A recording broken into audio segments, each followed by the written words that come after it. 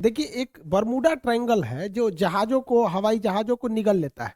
यहाँ कोई जहाज़ वगैरह भी जाती है तो निगल लेगा। ये अटलांटिक महासागर में है, इसे अंध महासागर कहते हैं। और अमेरिका के पास यहाँ जो क्यूबा है, इस एरिया में एक ट्रायंगुलर शेप में बड़ा लंबा एरिया, लगभग 3 लाख किलोमीटर स्क्वायर का ये एरिया, बहुत बड़ा एरिया है ये। इसको हम थोड़ा सा वहाँ पे जूम करके समझते हैं। देखिए, ये एरिया जो है, ये 3 बड़े-बड़े एरिया उसको मिला के बनाया जाता है। वर्ल्ड मैप में देखेंगे तो ये ट्रायंगल यहाँ आएगा। जबकि अगर इस पर्टिकुलर एरिया को जूम करें तो ये फ्लोरिडा के पास से स्टार्ट होता है, और यहाँ प्यूर्टो रिको जो अटलांटिक महासागर की सबसे गहरी खाई है, वहां से जाके ये बरमूडा द्वीप पर तक जाता है। ये एरिया है यहाँ पर, जिसे यहाँ तक दर्शाया गया है। ये लगभग 3 से 4 लाख के एरिया, कहीं कभी कभी ये बड़ा हो जाता है। इसका एक्यूरेट कोई मार्किंग नहीं है कि जो आदमी पूरा एरिया को बता सके। हम तो यहाँ भले ऐसे ट्रायंगल बना दिए, बट समुद्र में ऐसा कोई ट्रायंगल नहीं है। बट अगर इस एरिया में कहीं से भी कोई जहाजें आती हैं तो उनके साथ कुछ अप्रिय घटनाएं हो जाती हैं।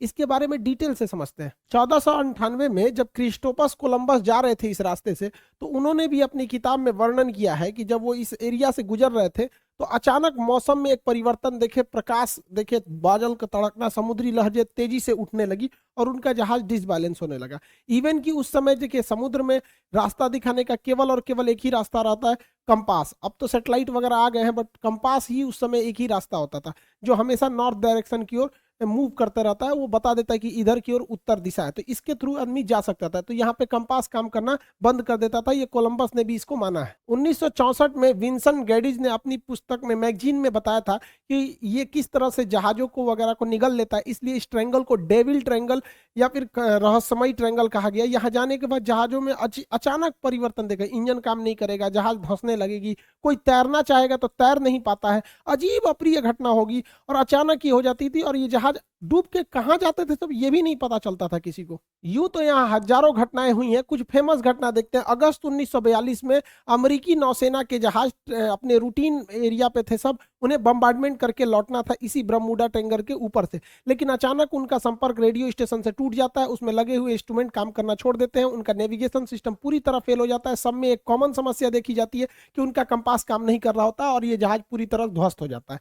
इसको खोजने के लिए 2 दिन बाद रेस्क्यू टीम जाती है। रेस्क्यू टीम का भी पता नहीं चलता है, क्योंकि वो भी उसी रास्ते से जा रही होती है जहां से उनका लास्ट लोकेशन ट्रेस किया गया था। रेस्क्यू टीम का भी पता नहीं चल पाता है। उसके बाद ठीक 6 महीने बाद दिसंबर 1942 को फिर अमेरिकी नौसेना का जहाज विमान उड़ान भरता है, और फ्लोरिडा से जब उड़ान भरता है और बरमूडा ट्रायंगल से ऊपर जाता है तो ये बमवर्षक जहाज भी रडार से गायब हो जाता है। और इसके सामने भी सेम समस्या आती है। पायलट बताता भी है रेडियो सिग्नल पे कि मेरा कंपास काम नहीं कर रहा है, नेविगेशन सिस्टम काम नहीं कर रहा है, मौसम पूरी तरह से खराब है। ये भी ध्वस्त हो जाता है। इसको जब ढूंढने के लिए जो रेस्क्यू टीम जाती है इसके बैकअप में, तो रेस्क्यू टीम का भी आज तक कोई पता नहीं चला कि वो रेस्क्यू टीम कहां चली गई। 1970 में एक पायलट यहां से लौट के आए थे, नाम था उनका ब्रूइस गर्नन। ये जब लौट के आए थे, इन्होंने बताया था कि वहां पे क्या क्या घटनाएं हुई थी। इन्होंने बताया कि अचानक बरमूडा ट्रायंगल के जब ऊपर से गया तो अचानक मौसम बिगड़ गया और सामने बादलों का एक पूरा धुआं, कोहरा टाइप का छा गया, धुंध हो गया बादलों का, और ऐसे लग रहा था जैसे बादलों की गुफा है। ये इन्हें कुछ दिख नहीं रहा था। इसमें जब प्रवेश किए तो ये खत्म होने का नाम ही नहीं ले रहा था। इसके अंदर मौसम इतना खराब था और इनका रेडियो फ्रीक्वेंसी भी गड़बड़ काम करी थी, इलेक्ट्रॉनिक्स वगैरह काम करना छोड़ दिए थे इनके जहाज के, और इनकी जहाज की रफ्तार बहुत ही तेज हो गई थी। और रडार पे कोई भी दूसरा रेडियो स्टेशन या एयरपोर्ट अथॉरिटी का कोई भी रडार सिग्नल मैच नहीं कर रहा था। इन्हें कुछ समझ में नहीं आ रहा था, और लेकिन ये जहाज को आगे की ओर ले जा रहे थे। लगभग 3 मिनट बाद, एक अच्छी खासी दूरी तय करने के बाद, ये उस जोन से बाहर निकले और उसके बाद ये अपनी जहाज को लैंड कराए। लैंड कराने के बाद देखिए इत्तेफाक क्या हुआ था कि वो 3 मिनट में ही 150 किलोमीटर की दूरी तय कर लिए थे। यानी इनकी जो रफ्तार हो गई थी लगभग 3000 किलोमीटर प्रति घंटा हो गई थी, जो अभी किसी भी पैसेंजर जहाज के लिए पॉसिबल नहीं है। ये तो मिसाइल और लड़ाकू जहाजों की स्पीड होती है। बहुत लंबे अरसे तक ये बरमूडा ट्रायंगल जो था एक रहस्य का कारण बना। लोगों को लगता था कोई अदृश्य शक्ति है जो जहाजों को, शिप को अपनी ओर खींच लेती है, लेकिन ऐसा कुछ भी नहीं है। इसके पूरे रहस्य पर पर्दा उठाया जा चुका है। इवन की बरमूडा ट्रायंगल दुनिया के 10 सबसे खतरनाक जगहों में से भी एक नहीं है। मतलब सोचिए, 10 खतरनाक जगहों में भी इन्हें शामिल नहीं किया गया। इसका मतलब ये एक कहानी है। फेमस हो जाता है कोई कोई चीज बहुत ऐसे ही कि जहाजों को निगल जाता है, ये होता है, ऐसा कुछ नहीं होता है। यहाँ कुछ नेचुरल घटनाएं होती है, कोई सुपर नेचुरल नहीं है, जिसका लॉजिक भी अवेलेबल है, सबको हम लोग समझते हैं। जो जहाजों का मलबा गया वो नीचे समुद्र के तल पे। देखिए, यहाँ जो एरिया है बरमूडा का, जो एरिया, इस एरिया के नीचे ज्वालामुखी है सब, और ये ज्वालामुखी विस्फोट करते हैं सब। जब भी ज्वालामुखी विस्फोट होता है तो कुछ जहरीली गैसें निकलती हैं, इसमें मीथेन वगैरह की मात्रा निकलती है। मीथेन गैस वगैरह जब पानी से मिलता है तो उसकी डेंसिटी को एकदम घटा देता है। जब डेंसिटी, समुद्र की डेंसिटी घट जाती है तो जहाजों को डिजाइन किया गया रहता है समुद्र की डेंसिटी के हिसाब से, उसके घनत्व के हिसाब से, ताकि वो ऊपर तैर सके। डेंसिटी घटने की वजह से अचानक वो नीचे धंसने लगती है, और यही वजह है कि वहां अगर कोई तैरने की भी कोशिश करता है तो नहीं तैर पाता है, क्योंकि उनका घनत्व घट जाता है। जैसे मच्छर जो होता है मिट्टी तेल के ऊपर, पानी के ऊपर तैर रहा होता है, आप एक ढक्कन मिट्टी तेल मिला देंगे ना, या तो वो मिट्टी की तेल से सूंघने से नहीं मरता, उसका घनत्व तो कम हो जाता है और डूब के उसमें मर जाता है। यही घटना यहाँ डूबने के कारण होता है। दूसरा कारण ये है कि बरमूडा के आसपास के एरिया में छोटे छोटे समुद्री पहाड़ हैं सब इस शेप में। जब हवाएं इस पहाड़ से टकराती हैं तो उनमें एक हलचल होने लगता है, जिस हलचल से यहाँ पे एक बवंडर, एक चक्रवात उत्पन्न हो जाता है, और ये बादलों को और वहां के समुद्र के जल को पूरी तरह लहर में बदल देते हैं। और इसमें अगर कोई हवाई जहाज या कोई शिप आ जाता है तो उस चक्रवात के बीच में फंस जाता है, जिससे कि इसमें दुर्घटना हो जाती है। पानी वाली जहाजों के डूबने का तीसरा जो कारण है वो बड़ा सिंपल है, समुद्र के अंदर की पहाड़ियां। समुद्र के अंदर की वह पहाड़ी जो बाहर तक नहीं निकल पाती, उन्हें रीज या कटक कहते हैं। ऐसे कटक इटली और तुर्की के पास बहुत ज्यादा मात्रा में पाए जाते हैं। यहाँ अक्सर जहाज वगैरह गिर जाते हैं, सब नीचे का पेंदी टकरा जाता है। जैसे देखिए ये समुद्र का लेवल है, तो यहाँ पे जहाज चल रही है तो उसको ये नहीं पता है कि नीचे मेरे समुद्र ही है कि नहीं, और नीचे से कुछ पहाड़ी अगर ऊपर आती है तो इसके पेंदी से टकरा जाती है। ऐसी घटना इटली और तुर्की के पास बहुत ज्यादा देखने को मिलती है। आप देखेंगे इटली के तट के पास ही इतना बड़ा जहाज टकरा गया, यहाँ पर एक मालवाहक जहाज टकरा गया, यहाँ पे बड़ी बड़ी शिप टकरा टकरा के गिरी है सब। अब बताइए ये तो गलती है इन लोग की, जो कैप्टन है, क्योंकि इतने मॉडर्न शिप को अगर गिरा दिए लोग तो गड़बड़ बात है। उस समय जहाजों की दुर्घटना ज्यादा होती थी, क्योंकि न रडार था न सोनार था। आज के वक्त में पूरी बेहतरीन ढंग से रडार है, सोनार है। आज आराम से बरमूडा ट्रायंगल के ऊपर से जहाजें भी पार हो जाती हैं और शिप भी पार हो जाता है, कि उनको सोनार उन्हें बता देता है नीचे चट्टान वगैरह नहीं है। लेकिन पहले ये घटनाएं नॉर्मल थी ऐसे हो जाना। हवाई जहाज की दुर्घटना के पीछे सबसे बड़ा जो कारण है वो हेक्सागोनल क्लाउड का है। हेक्सागोनल 6 मतलब फलकों वाला एक क्लाउड होता है, बादल होता है, जिसे सबसे पहले सैटर्न ग्रह के ऊपर देखा गया था।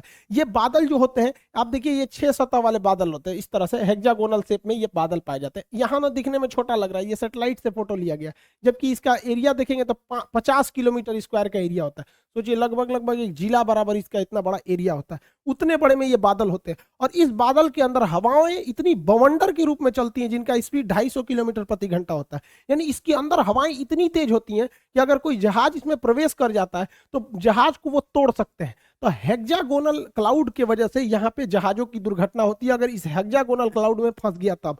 और ये भी देखिए फंसता भी, अगर विपरीत दिशा में फंसेगा तो तोड़ देगा उसको, और नहीं तो अगर सेम इधर ही हवाएं चल रही हैं उसी में जहाज भी फंसेगा तो जहाज की स्पीड को बहुत तेज बढ़ा देता है। यही वजह है कि जब वहां से कई जहाजें गुजरी हैं तो उनका स्पीड अचानक बहुत तेज बढ़ गया है। तो इसमें कोई दैवीय या भूत प्रेत वाली घटना या फिर कोई ऐसी चीजें नहीं है जिसका कोई पता नहीं लगेगा, नॉर्मल चीजें। अब ऐसी घटनाएं नहीं होती हैं, लेकिन ये पुरानी कहानियां, इस पे इतनी मूवी बना दी गई है, करोड़ों रुपए लोग कमा लिए इसके लिए।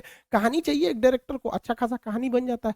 तो ये आप समझिए साइंटिफिक कारण। अब ऐसा कुछ नहीं होता है। ये तो रहा भैया आपका बरमूडा ट्रायंगल का, जो इधर अटलांटिक महासागर के पास कैरेबियन सागर में। ऐसे ही ये घटना जापान के पास हो गई। यहाँ पर जापान के पास भी एक ट्रेंगुलर शेप में एरिया है, वहां 1980 में एक जहाज जा रहा था डर्बीशायर। ये इतना बड़ा जहाज था जो टाइटेनिक से 2 गुना था। यहाँ कई लाख टन इसमें आयरन ओर की मात्रा भरी हुई थी। अचानक ये डूब गया, इस एरिया में अचानक डूब गया। जापान की सरकारी टीम ने उसे रेस्क्यू टीम भेजा था पता लगाने के लिए, वो भी डूब गई। उसके बाद एक हवाई जहाज से रेस्क्यू टीम भेजा गया, वो भी डूब गया। जापान भी डर गया। बाद में पता चला कि भैया सेम चीजें हैं यहाँ और यहाँ दोनों में, तो इसे एशिया का बरमूडा ट्रायंगल कहा जाता था। हालांकि जापान ने इसका नाम दिया था ड्रैगन ट्रायंगल। जापान के जस्ट नीचे था ये, ड्रैगन ट्रायंगल नाम था इसका, बरमूडा ट्रायंगल। ऐसा ही एक ट्रायंगल भारत में भी पाया जाता है, उड़ीसा में। उड़ीसा का एक एयर स्ट्रिप है, अंग्रेजों ने बनाया था द्वितीय विश्व युद्ध के समय, जिसका नाम था अमाडा एयर स्ट्रिप। अमाडा एयर स्ट्रिप ये उड़ीसा में स्थित है। यहाँ पे लगभग 150 से 200 अमेरिकी जहाजें यहाँ से आपस में टकरा गई, कुछ गिर गई। और इत्तेफाक देखिए, जब भी इनके साथ घटना होती थी, ना कोई वेदर खराब था, ना ही कोई मतलब हेक्सागोनल क्लाउड थे, ना मौसम खराब, ना चक्रवात, ना हवाओं की स्पीड, एकदम नॉर्मल टाइम पे यहाँ जहाजें गिर गई। आपस में आमने सामने जहाजें टकरा जाती थी सब, इतना खराब काम करता था यहाँ पर। हालांकि द्वितीय विश्व युद्ध के समय अमेरिकी जहाजें यहीं पे यहाँ पे लैंड करती थी और जापान पे बम गिराने के लिए यहाँ से भी जाया करती थी। आपको भी पता होगा कि अंडमान निकोबार तक में जापान आ गया था। तो इतनी जहाजें अमेरिका की यहाँ से क्रैश की गई थी और उनका बहुत सारा हुआ था। हालांकि ये मिलिट्री का एरिया था, इसलिए इस फाइलों को बंद कर दिया गया, बहुत ज्यादा डिस्क्लोज नहीं किया गया। तो ये भारत का बरमूडा ट्रायंगल आप कह सकते हैं। तो ये तीनों जगह। अब इसके पीछे क्या लॉजिक है भैया? आपको बरमूडा का लॉजिक बता दिए, जो सेम लॉजिक ड्रैगन ट्रायंगल पे भी है, दोनों सेम है। यहाँ क्या है कि ये एरिया झारखंड से करीब है और झारखंड के जादूगोड़ा के पास यूरेनियम की खदान है। आपको पता है यूरेनियम एक बहुत ही रेडियो एक्टिव चीज होता है। ये इलेक्ट्रॉनिक सिस्टम वगैरह को अचानक अगर हाई रेडिएशन होगा या इत्यादि होगा तो इसका बड़ा इफेक्ट पड़ता है, जिससे कि इलेक्ट्रॉनिक सिस्टम काम नहीं करते थे, नेविगेशन खराब हो जाता था, दोनों जहाजों का नेविगेशन एक ही डायरेक्शन में दिखाने लगता था। इसी की वजह से इसलिए दो जहाजें आपस में आमने सामने यहाँ पर टकरा जाती थी अमार्डा एयर स्ट्रिप पर। हालांकि ये चीजें आप बहुत कम सुने होंगे क्योंकि ये मिलिट्री वाला जो एयरबेस होता है उसकी बहुत ही चीजों को टॉप सीक्रेट ही रखा जाता है। आप तीनों तरह के ट्रायंगल को देखें, इत्तेफाक देखिए, ये वाला है बरमूडा ट्रायंगल और यहाँ पर है प्रशांत महासागर, अटलांटिक महासागर में, प्रशांत महासागर में है यहाँ पर ड्रैगन ट्रायंगल और भारत में है यहाँ पर आपका अमार्डा एयर स्ट्रिप। अगर आप इसको देखिएगा अक्षांश तो तीनों एक ही अक्षांश पे आएंगे सब आपको। देखिए तीनों एक ही लेटीट्यूड पे लगभग आ जाते हैं, तो ये एक इत्तेफाक कह सकते हैं। हालांकि सबके पीछे साइंटिफिक कारण है। अब ऐसी कोई घटनाएं नहीं होती हैं। जो भी कहता है कि यहाँ पे कोई सुपर नेचुरल पावर है, ये है सब मन गढ़ंत कहानी है ये सब। हालांकि अटलांटिक महासागर में एक और जगह है सारगैसो। यहाँ सारगैसो सागर है, ये सागर है ही नहीं है एक्चुअली। यहाँ एक शैवाल पाया जाता है, एलगी, जो समुद्र में तैरते रहता है, बहुत लंबा लंबा पाया जाता है, घास है इस तरह। यहाँ अगर जहाजें, छोटी मोटी जहाजें फंस जाती है ना तो उसी में फंस के रह जाती है, इसलिए यहाँ पे देखिए इतना बड़ा बड़ा घास पाया जाता है। पूरी समुद्र को ये घास ढक लेता है। सारगैसो घास पाए जाने की वजह से जितने एरिया में वो घास पाया जाता है उस घास वाले एरिया को, उस शैवाल वाले एरिया का नाम रख दिया गया है सारगैसो सागर। हालांकि सारगैसो कोई सागर नहीं है, वह सागर का वह हिस्सा है जहां ये वाला शैवाल पाया जाता है, सारगैसम नामक शैवाल पाया जाता है। इसलिए यूपीएससी सीडीएस में एक बार क्वेश्चन पूछा था, वो कौन सा ऐसा सागर है जिसका कोई भी तट रेखा नहीं है, मतलब जमीन से नहीं टच करता है। तो सारगैसो सागर जमीन से टच नहीं करेगा क्योंकि वो बीच का तो सागर है ही नहीं, वो बस एरिया है। यहाँ जहां जहाजों को, छोटी जहाजों को आने जाने के रोक लगाया गया क्योंकि उसकी पंखी वगैरह में ये सब घास वगैरह फंस जाते हैं सब। इसी सारगैसो सागर के पास ऊपर से ठंडी हवा जलधारा आती है जिसका नाम है लेब्राडोर की धारा। इस सारगैसो सागर को ठंड के दिन में पूरी तरह बर्फ के टुकड़ों में भर देती है। इसी सारगैसो सागर में अप्रैल 1912 को टकरा गया था टाइटेनिक जहाज और इसी सारगैसो सागर में लिब्राडोर द्वारा लाई गई ठंडी जलधारा के बर्फ से टकराने से टाइटेनिक जहाज डूब गया था। अगला क्वेश्चन पूछता है ब्लैक होल से। अंतरिक्ष का ब्लैक होल है, इसकी डेंसिटी सबसे ज्यादा होती है।